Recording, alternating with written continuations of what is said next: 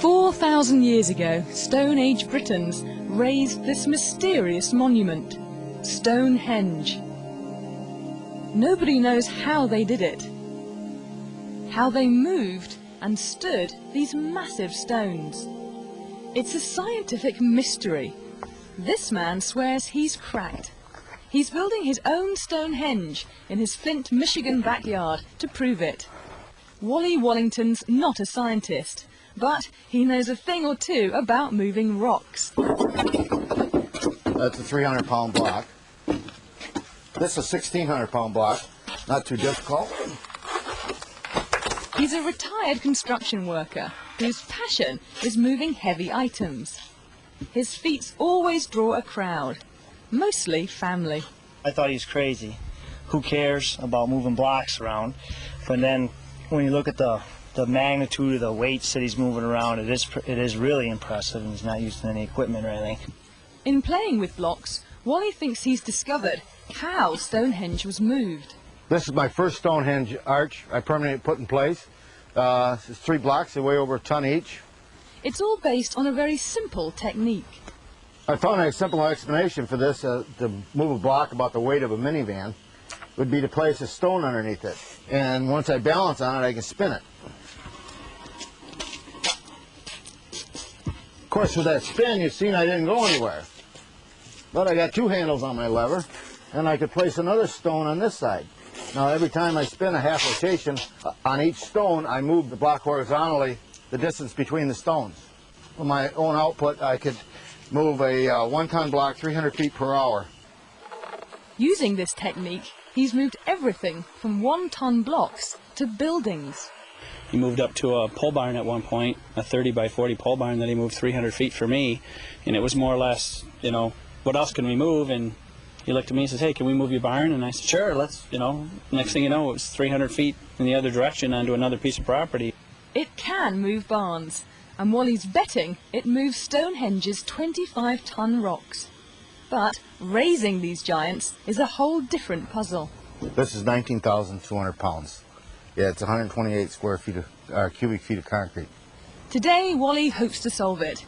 He'll put one of his theories to the test and try to stand this 19,200-pound block by himself.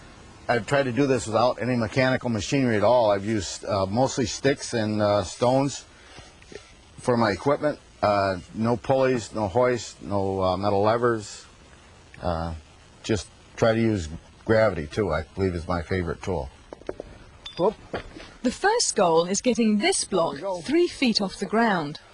In order to move it up to this point, I just rock the block back and forth, adding weight to that end, and that opens a gap on this side, and just slide a board in. Then I add the weight to that end, there it goes, and slide a board in on this end. This shoring box acts like a jack, slowly raising the block. It's 3 feet off the ground, but tomorrow is the big experiment, standing it up. The grandkids have taken the day off school, and the cameras are rolling. Hey, you guys watch Papa, he's going to do something wild. They're here to watch Grandad lift a block the weight of 2 bulldozers. It's ready. Yes, it is. Here's how it's supposed to work.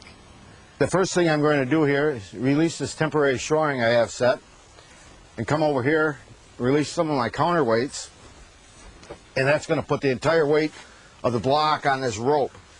So then I'm going to release the rope, come back in, and the rope's going to be my brake. I'm going to guide it into the pit. The easiest way I can explain this is this is just a big teeter-totter, and I got the big kid on that end, and he's going to go down, this end's going up.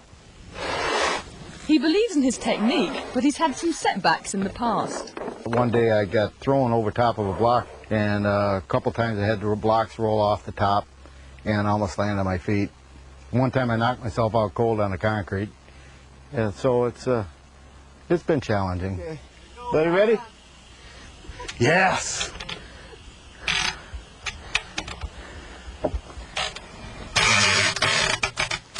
All right. Now just start spraying the sand. The sand will wash out and the block will start coming down. Once the sand is washed from the pit, the block's own weight slowly stands it up. Okay, finally, she's between the lines, guys. Looks good.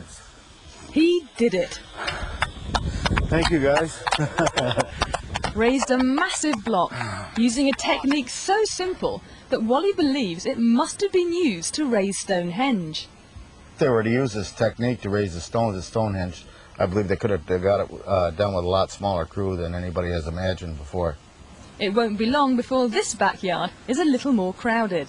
This is my first block in the circle. I plan to have 8 of them standing on end like that, all up 11 feet in height. The next one may be a little heavier. We're going to keep going a little further with it.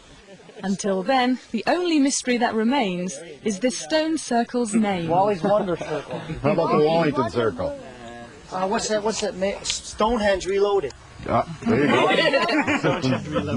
There you go. That's not bad.